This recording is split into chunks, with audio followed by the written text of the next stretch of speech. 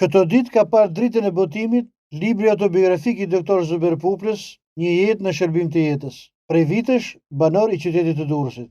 Libri i tij është vlerësuar nga kritika për sinqeritetin që e përshkron, thjeshtësinë dhe kualitetin e lartë të përcjelljes tek lexuesi, të gjurmëve të një jete të kaluar me ndershmëri dhe sakrifica.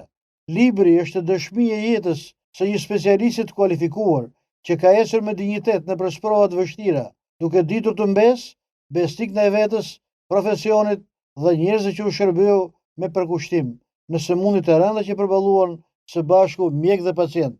Libri nis me kujtimet fëmijërisë, më pas me punë të rënda që u është dashur të bëj për të përballuar studimet me plot sakrifica deri tek kualifikimi si mjek i aftë, i nderuar dhe mjaft i respektuar.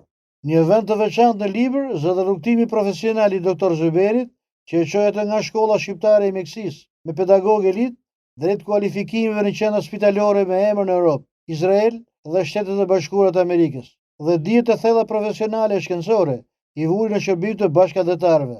Në faqet e librit interesant, Një jetë në shërbim të jetës, është shpalosur jo vetëm jeta e përkushtuar e Dr. Zuberit, por dhe historia e një brezi të tërë që ka ditur ta ndërtojë jetën me sakrifica dhe dinjitet.